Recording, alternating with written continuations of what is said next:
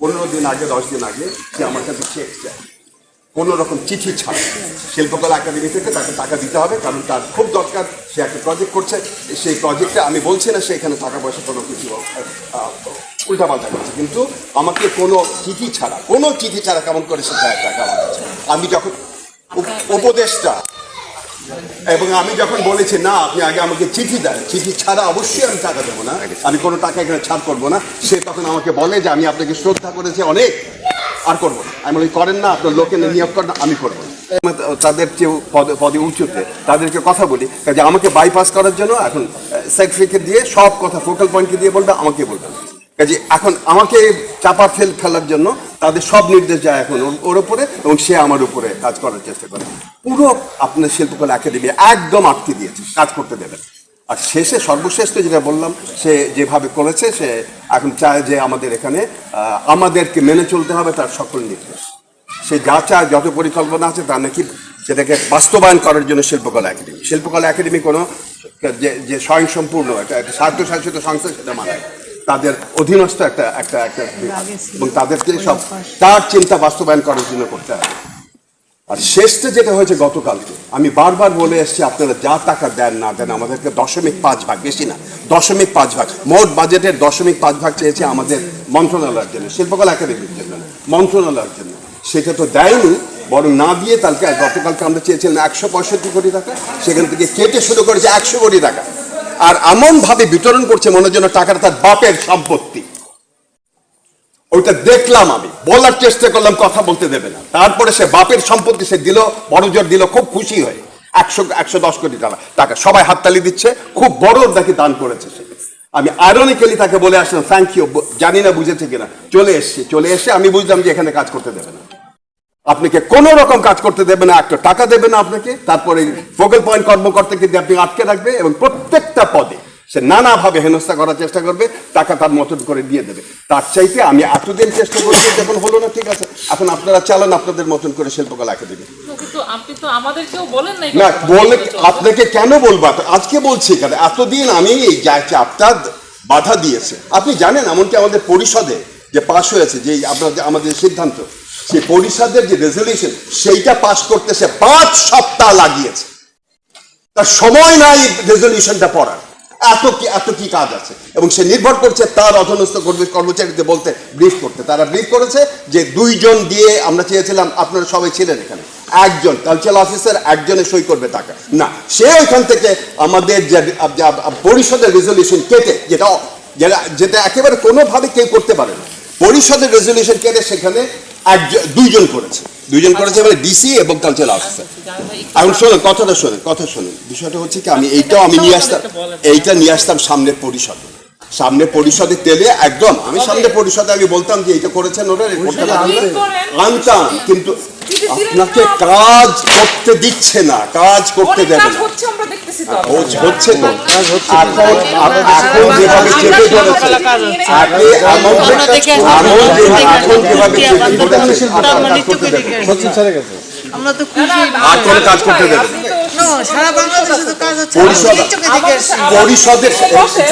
পরিষদের সবার 5 সপ্তাহ লেগেছে আপনার কথাটা শেষ করতে, রেজলিউশন পাস করতে এখন পর্যন্ত। তারপরে রেজলিউশন পাস করার, আমার কথাটা শেষ করতে দেন, শুনে নেন পুরো না, আমার কথাটা শোনেন, আমার শেষ করতে দেন। 5 সপ্তাহ নিয়েছে সে রেজলিউশন পাস করতে, পাস করার পরে এখন তার সাব কমিটি তৈরি হয়েছে, সাব কমিটিগুলো বসবে, সাব কমিটিগুলো তৈরি করবে, রিপোর্ট তৈরি করবে, তারপর দেবে। 3 মাস পার হয়ে গেছে, আপনার আইন মতো আপনি প্রতি 3 মাস পর আপনার এই পরিষদ বসবে। এখন সেই 3 মাস পার হয়ে যাচ্ছে, প্রায় তো শেষ হয়ে যাবে ফেব্রুয়ারি মাসের 19 তারিখে।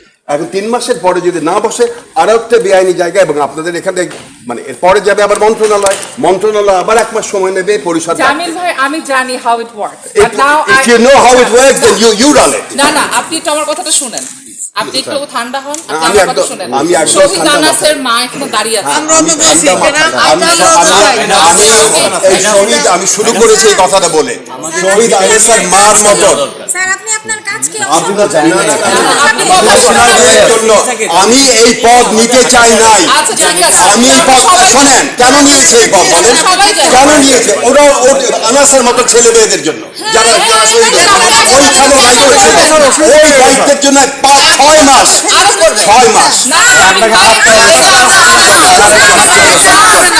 আচ্ছা ঠিক আছে, আমার কথা শোনেন। না আপনি আমার কথা শুনেন।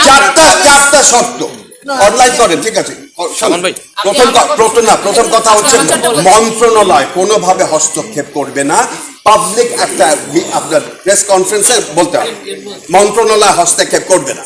আমাদেরকে শিল্পকলা একাডেমি যদি অটোনমাস বডি হয় অটোনমাস বডি হিসেবে কাজ করতে দেবে। যদি আমরা কোনো আইনগত সমস্যা করি অবশ্যই পরামর্শ দেবে, কিন্তু হস্তক্ষেপ করবে না। 2, আমাদের এখানে যে আমরা বরাদ্দ চেয়েছিলাম 175 কোটি টাকা, না দিয়ে করেছে 110 কোটি টাকার মতন, 200 কোটি টাকা দিতে হবে। অর্থ মন্ত্রণালয়ের চিঠি দিতে না না না আমার কথা শেষ করতে 200 কোটি টাকা আমাদেরকে দিতে হবে। 3 নম্বর হচ্ছে কোনো ফোকাল পয়েন্ট নাই। আচ্ছা আর 4 নম্বর হচ্ছে আদিবাসী বলার অধিকার দিতে হবে। ওকে, আমি আপনার এই 4টা পয়েন্ট শুনলাম, কিন্তু আপনি আমাদের কথা চিন্তা করেন, আমাদের মধ্যে আপনি কিন্তু এখন আরেকটু রাগ হবেন না, উত্তেজিত হবেন না। এবার আপনি আমার কথা শুনবেন। এবার আমি এই যে ওনাকে সাক্ষী রেখে বলতেছি, আমাদের প্রত্যেকের এখনো আরো বহুদিন এই সমস্তকে রেজিস্ট করতে হবে, প্রতিরোধ করতে হবে, কাজ করতে হবে। আমরা এই কাজটা করব বলে ওরা জীবন দিয়ে আমরা রেগে গেলে এটা বাংলা আপনার কথার উত্তরটা শোনেন। আমি শেষ করি নাই তো, এইটার উত্তরটা শোনেন। আচ্ছা বলেন ঠিক আছে বলেন। আপনি যতক্ষণ বলছেন আমি শুনেছি। আচ্ছা বলেন। আপনিও জানেন আমিও জানি, শিল্পকলা পরিষদের মিটিং যাই বলেন না কেন, প্রত্যেকটা জিনিস এটা বাংলাদেশ, এখানে এখনো অনেক অনেক অনেক জঞ্জাল আছে, কিন্তু এই জঞ্জাল আমরা সরাবো। আমরা এই জীবনে না পারি আমাদের কিন্তু আমাদের তো হাল ছাড়লে তো হবে না। যখন বলবো যে এখন আপনি যেতে পারেন তখন আপনি যাবেন।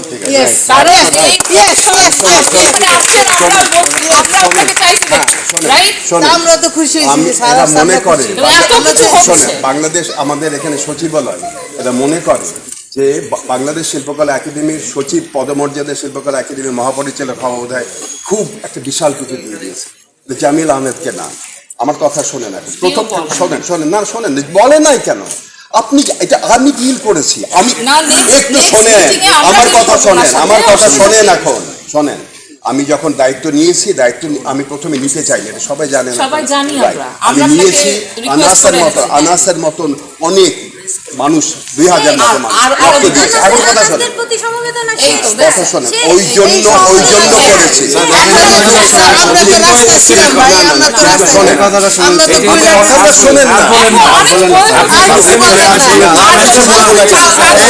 না, এটা তাহলে ঠিক আছে, চারটা শর্ত দিয়েছে, পূরণ করে দিন। আপনি আমাকে নেক্সট পরিষদের মিটিং দেন, আপনি আমাকে বলেন পরিষদের মিটিং এ আমি কথা বলি নাই, এরকম কোন একটা পয়েন্ট ছিল?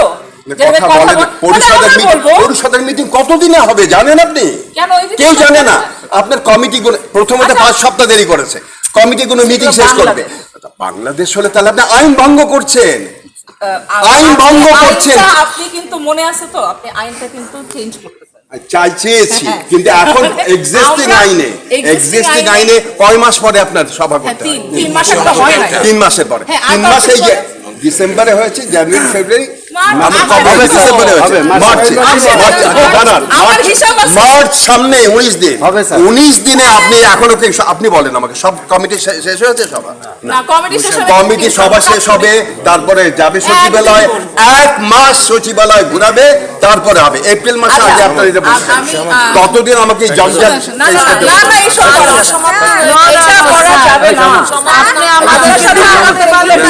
আমি করে বিপদে চারদিকে ঘিরে রেখেছে, একটা পা ফেলতে দিচ্ছে। এই তো বললাম তো, কাজ করে।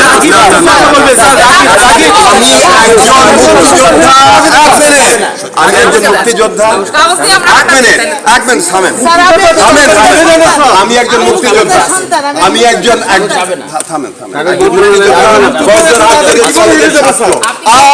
বড় হয়েছি এক মুসলমান পরিবার আপনার কারো কাছে মাথা নত করে শিখে নাই কখনো। ভিক্ষা করতে শিখে না।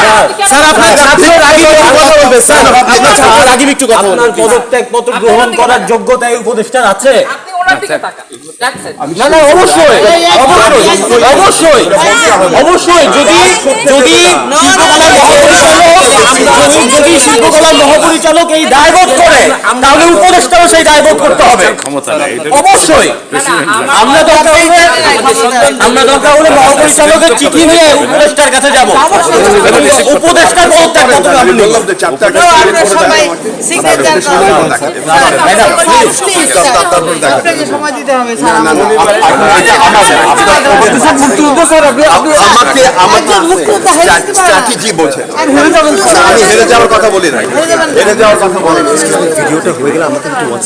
এটা হতে পারে না আচ্ছা এক সেকেন্ড